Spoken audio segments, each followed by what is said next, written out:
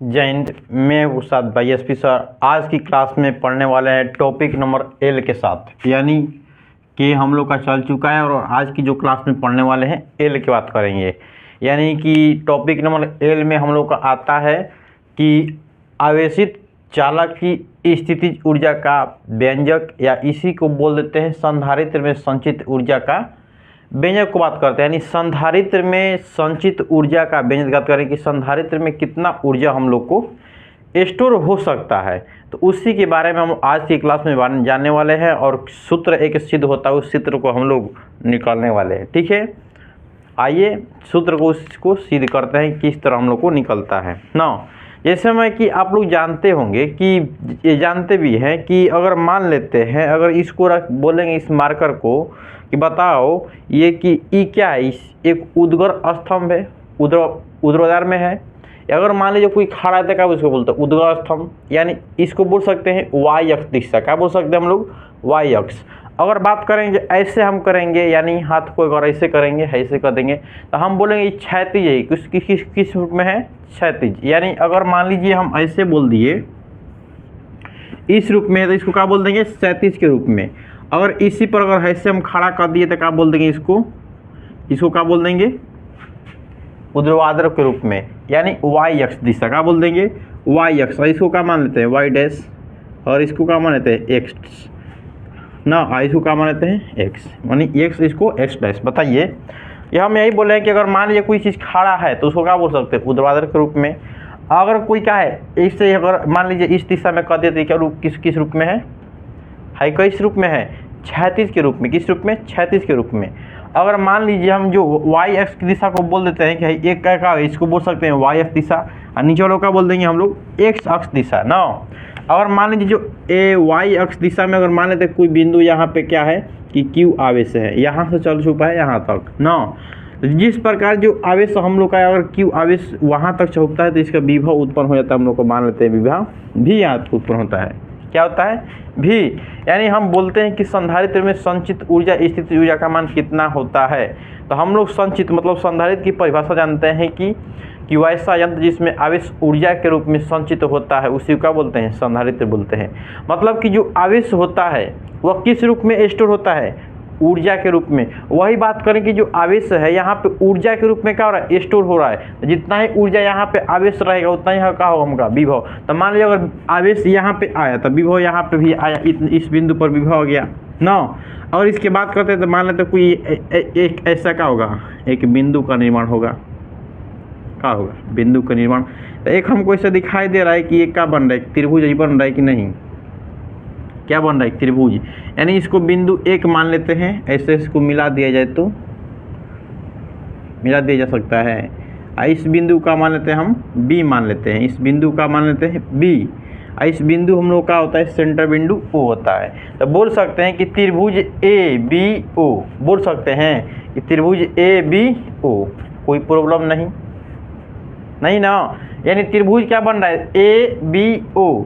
अगर बात करें कि अगर इसको माने हैं कि यहाँ से और यहाँ के बीच की अगर दूरियों को फॉर्म में बात करें तो क्या होगा, क्यू आवेश होगा। अगर यहाँ से बात करें तो क्या होगा, भी होगा ना, क्या होगा, भी होगा।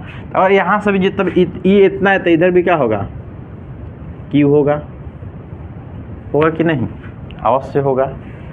अब इसके लिखेंगे माना के रूप में। क्या लिखेंगे, माना के रूप में। तो सबसे पहले बोलेंगे कि वाई अक्ष दिशा में क्या है, क्यू आवेश, और एक्स दिशा में क्या होता है, विभव भी हो। तो इस पर स्थितिज ऊर्जा का मान ज्ञात करना है। तो माना कि एक वाई अक्ष दिशा, क्या लिखेंगे, माना कि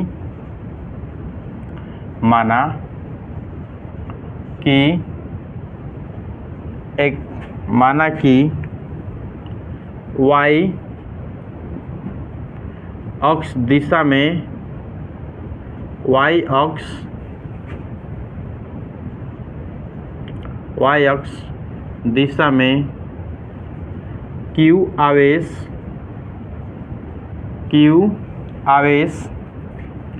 तथा एक्स अक्ष की दिशा में, एक्स अक्ष की दिशा में, x अक्ष की दिशा में विभव भी हो तो, विभव भी हो तो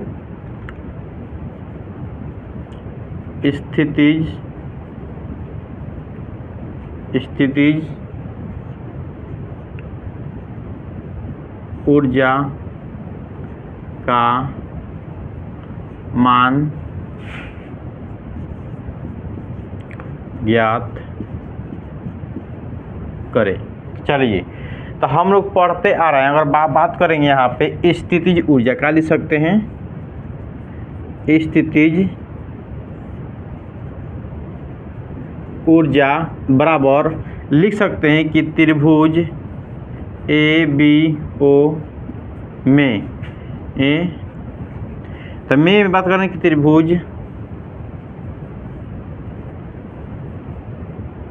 त्रिभुज का क्षेत्रफल। बताइए कि कोई भी त्रिभुज का क्षेत्रफल क्या होता है? और स्थितिज ऊर्जा हम लोग क्या बोलते हैं कि पोटेंशियल एनर्जी, मतलब उस पर ऊर्जा कितना स्थिर है। तो पोटेंशियल एनर्जी को हम लोग क्या करते हैं? U द्वारा सूचित करते हैं। यानी पोटेंशियल एनर्जी को जब हम लोग U द्वारा सूचित करते हैं, क्या लिखेंगे? U द्वारा। तो बताइए त्रिभुज का क्षेत्रफल क्या होता है? त्रिभुज का क्षेत्रफल होता है 1/2। आधार क्या है? B और O। क्या लिखेंगे? आधार BO। आधार गुणा क्या होता है? ऊंचाई। क्या होगा? AB होगा ना। तो बताइए अगर यहाँ पे U बराबर क्या होगा? 1/2। AB के मान क्या दिया है? V। और AB के मान क्या दिया है? Q। बताइए यहाँ पे E लिख सकते हैं कि U। अब यहाँ पे E मान हो गया तो समीकरण इसको क्या मान लेते हैं? 1। हम यहाँ पे बोल देंगे कि धारिता की परिभाषा से बोल सकते हैं, धारिता की परिभाषा से, धारिता की परिभाषा से बात करते हैं। C बराबर क्या होता है? Q अपन क्या होता है? धारिता की परिभाषा से Q अपन क्या होता है? V। बताइए तो यहाँ से Q के मान निकाल सकते हैं। Q बराबर क्या होगा? C भी होगा ना। तो लिख सकते हैं कि समीकरण 1 में Q के मान रखने पर यहाँ पे लिख सकते हैं, लिखेंगे कि समीकरण 1 में Q का मान रखने पर, बताइए समीकरण 1 में Q के मान रखेंगे तो क्या होगा? 1/U बराबर 1/2।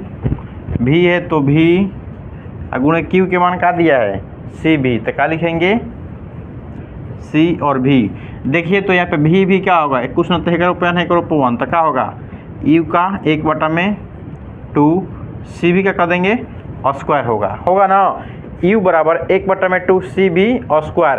एक हम लोग का स्थितिज ऊर्जा का क्या हो गया? हम लोग का मान ज्ञात हो गया। स्थितिज ऊर्जा का हम लोग का हो गया मान ज्ञात हो गया। यानी कितना? U बराबर 1/2 CV स्क्वायर ना।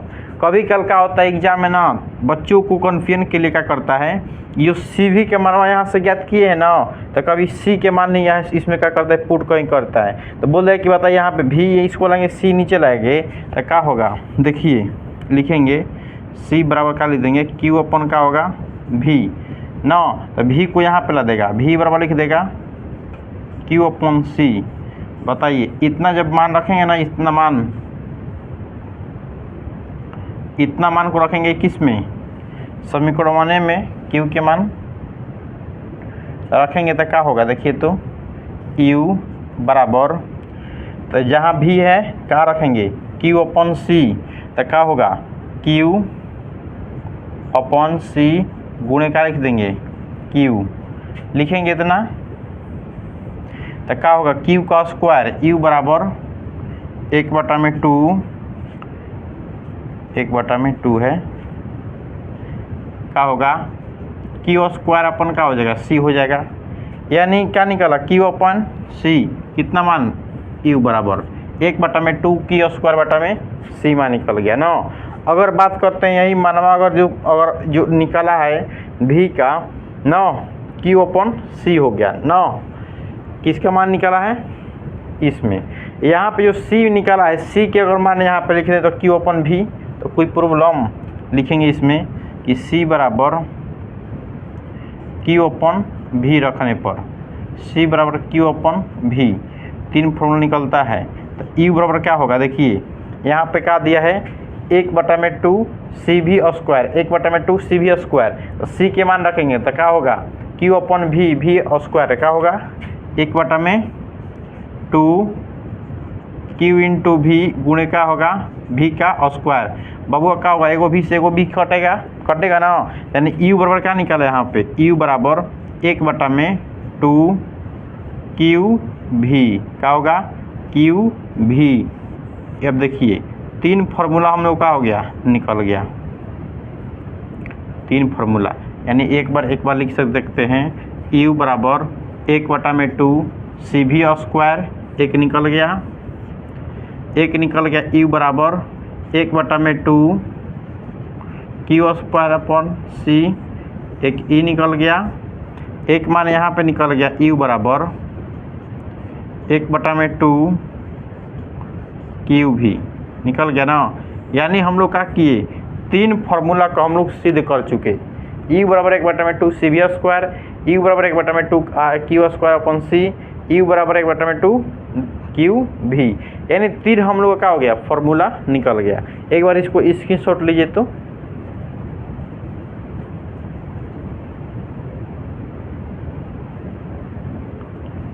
आई होप लोग स्क्रीनशॉट ले लिए होंगे, ठीक है। और ऐसा ही शानदार क्लास के साथ जुड़ सकते हैं हमारे क्लास से, और ऐसा ही क्लास के साथ मतलब क्लास जो हम लोग का एल आया एल के साथ हम लोग का एम आने वाला है, एम जो आएगा उसको हम मोस्ट वीवीआई लिखवाएंगे आप लोग को 2000 देने वाला जिस एग्ज़ाम में है, मतलब कि देंगे बोर्ड एग्ज़ाम की अगर तैयारी करते हैं आप लोग भी, तो अगर उसमें देंगे तो 2000 जो एम वाला 24 है सॉरी एम वाला जो टॉपिक है उसको हम लोग अच्छी तरह से बताने वाले हैं, ठीक है। और ऐसा ही शानदार क्लास के साथ मिलते हैं अगला क्लास के साथ, ठीक है। बाय दोस्तों से नमस्कार।